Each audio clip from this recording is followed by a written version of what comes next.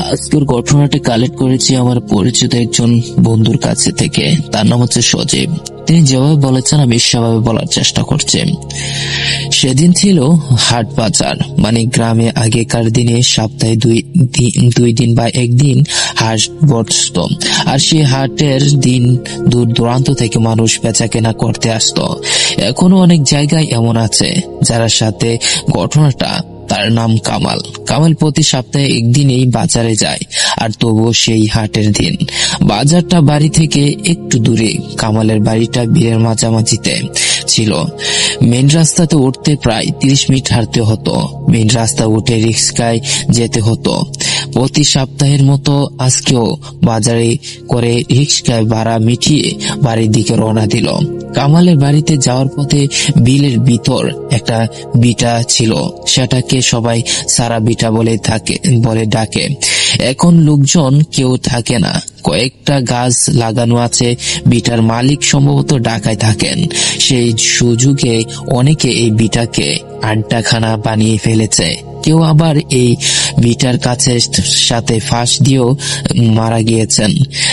যাই হোক, কয়েকদিন আগে তো একটা 19 বছরের ছেলে, নাম তার কবির, তার মায়ের একটা চরের কারণে চর মেরেছিল। তাই মায়ের সঙ্গে রাগ অভিমান করে এই বিটায় এসে গলায় ফাঁস লাগিয়ে নিজের জীবনটা দিয়ে দিল। আরো এমন ঘটনা আছে। অনেকেই বলা বলি করে এখানে খারাপ কিছু আছে। কেউ কেউ আবার রাতের বেলা সাদা কাপড় পরে হাঁটতে দেখেছেন।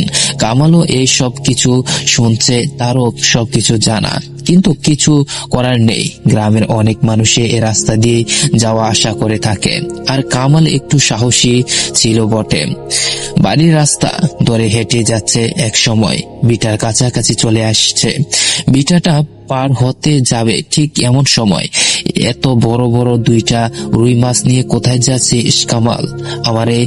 আমার খুব ক্ষুধা লেগেছে, মাছ দুইটা আমাকে দিয়ে যা। কামাল এই কথা শুনে খুব ভয় পেয়ে গেল। চারপাশে তাকিয়ে খুঁজতে থাকে, কিন্তু আশ্চর্য বিষয়, কাউকে খুঁজে পাওয়া গেল না। কামালের পা দুটা হঠাৎ যেন কেউ আঁকড়ে ধরেছে। কামালে হাজার চেষ্টা করে কিছুতেই সামনে এগিয়ে যেতে পারছে না। কামাল হঠাৎ করেই শরীরটা কাঁপুনি দিয়ে উঠল। এই সময় ঠিক কি করা উচিত কিছুই বুঝতে পারছিল না। আমিও কিছু সময় কিভাবে দাঁড়িয়ে আছি, আর কোনো কথা শুনতে পারছি না। তাই ভয়ে এক পা সামনের দিকে এগিয়ে গেলাম, এক পা দু পা করে এগিয়ে গেলাম। তখনই আবার সে ভয়ানক কণ্ঠে ডাক, তোরে না বললাম মাছ দুটা আমাকে দিয়ে যা? আমাকে মাছ না দিয়েই গেলে তোর অনেক ক্ষতি হয়ে যাবে। কামাল এবার ভয় পেয়ে গেল।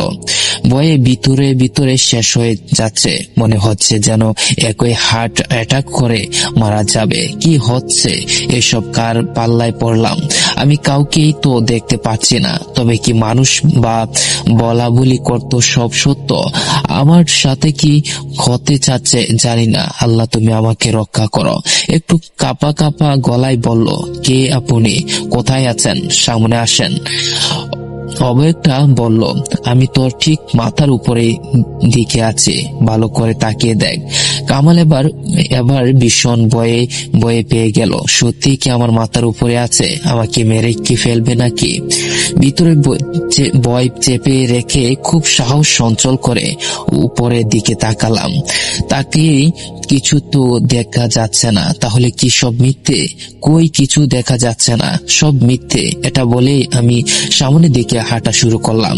ঠিক তখনই উপর থেকে বৃষ্টির মতো পানি পড়তে শুরু করে। আমি অবাক না হয়ে পারলাম না। তাহলে কি সত্যি আমি ভূতের কবলে পড়েছি? কিন্তু এখন থেকে বাঁচার উপায় কি? আমি এখন কি করব? চিৎকার দিয়েই কান্না আসতেছে। ভয়ে তবুও করতে পারছিলাম না। জীবনে এই প্রথম এমন কোনো পরিস্থিতিতে পড়েছি। আল্লাহ তুমি রক্ষা করো মালিক। এবার সেই ডাকে, দেখ মাছ দুটা দিয়ে যা, না হয় তোর কিন্তু কপালে খারাপ আছে। এই মাছ দুটো আমার নজর পড়েছে, ভালো চাইলে মাছগুলো দিয়ে যা, আমি তোর কিছু করব না। কামাল বলল, মাছ আমি আমার টাকা দিয়েই এনেছি, আপনার খেতে ইচ্ছে করলে আপনি কিনে খান। এটা বলে হাঁটা শুরু করলো। মনে মনে আল্লাহকে ডাকতে শুরু করলাম। গলা শুকিয়ে কাঠ হয়ে গেল আমার, তবুও আমি আল্লাহকে ডাকা থামালাম না। পিছনে ও ফিরে তাকালাম না। মনে হচ্ছে আমার পিছনে কেউ হাঁটছে, আমার কোনো ক্ষতি করতে পারতেছে না। আশেপাশে তাকিয়ে দেখলাম কেউ নেই।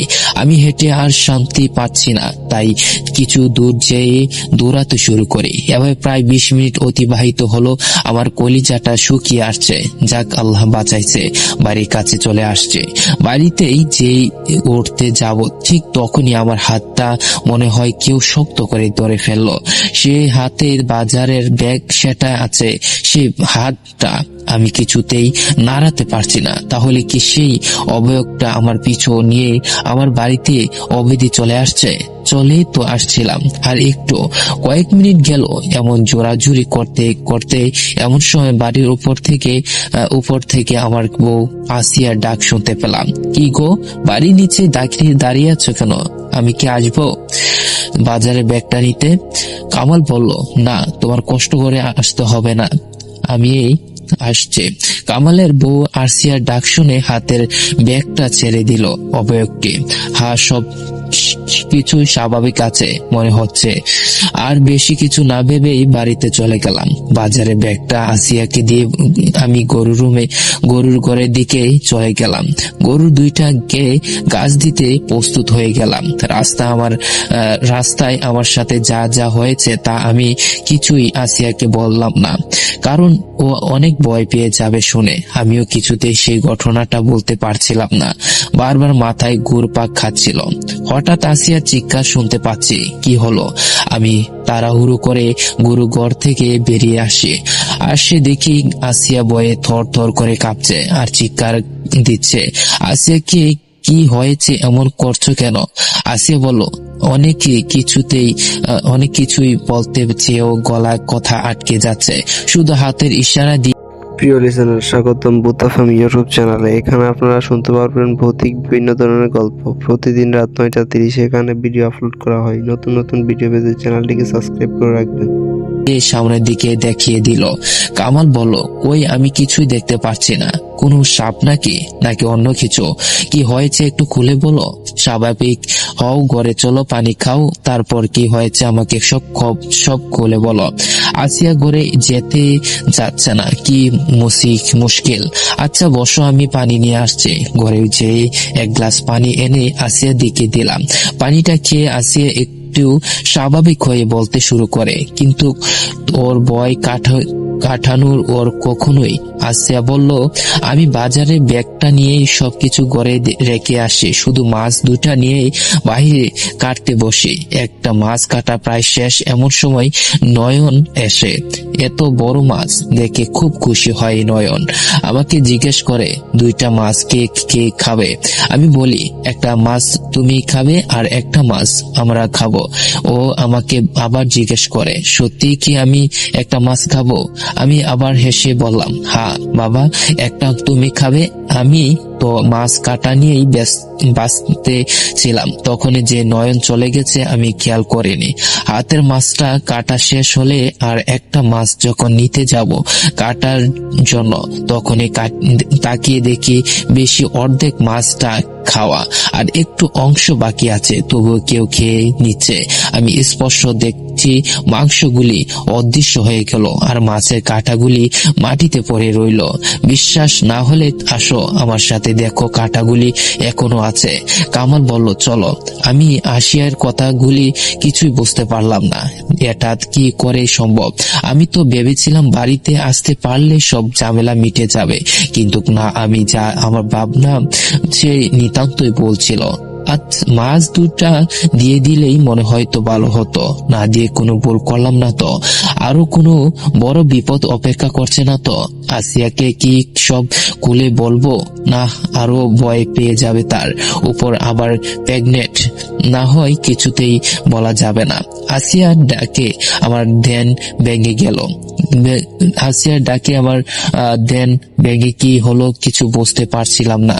কামাল বলল, আরে দূরো, তুমি যে কি সব কথাবার্তা বলো না, এমন কিছু হয় নাকি, সব তোমার মনের ভুল। আচ্ছা, অদৃশ্য ভাবে কেউ খেতে পারে নাকি? বিড়াল খেয়েছে হয়তো তুমি খেয়াল করে নেই। আমি পুরো বিষয়টাকে হালকা ভেবে উড়িয়ে দিতে চাচ্ছি, কিন্তু এতটা পারবো জানি না, কতটা পারবো জানি না। আসিয়া বলল, তুমি জানো না, আমি নিজ চোখে দেখেছি অদৃশ্য ভাবে মাছটা কেউ খেয়ে নিচ্ছে। কামাল বলল, রাতে বেলা হইলেও বিশ্বাস করতাম, তুমি বলো দিনের বেলা জিন ভূত আসবে, জিন কি ভয় নেই নাকি? আসিয়া বলল, জানি না, কিন্তু আমি যা দেখেছি তাই বললাম, তুমি দেখো না নাই তাই বিশ্বাস করছো না। কামাল বলল, আচ্ছা ঠিক আছে, যা দেখছো সত্যি, এখন কি করতে হবে বলো আমাকে। আসিয়া বলল, কিছু করতে বলি নাই, বলছি শুধু আমার কথাটা বিশ্বাস করতে। এই বলে আসিয়া রাগ হয়ে নিজের কাজে চলে গেল। আমি বসে বসে পুরো বিষয়টাকে মিলাতে চেষ্টা করেছি। আসিয়া খুব মজার মতো ঝাড় রান্না করেছিল আজকে। আমি আর আমার 7 বছরের ছেলে নয়ন খেতে বসলাম। কোনো একটা রেগে কোনো একটা খাবো তাই ভাবছি, কোনটা রেখে কোনটা খাবো তাই ভাবছি।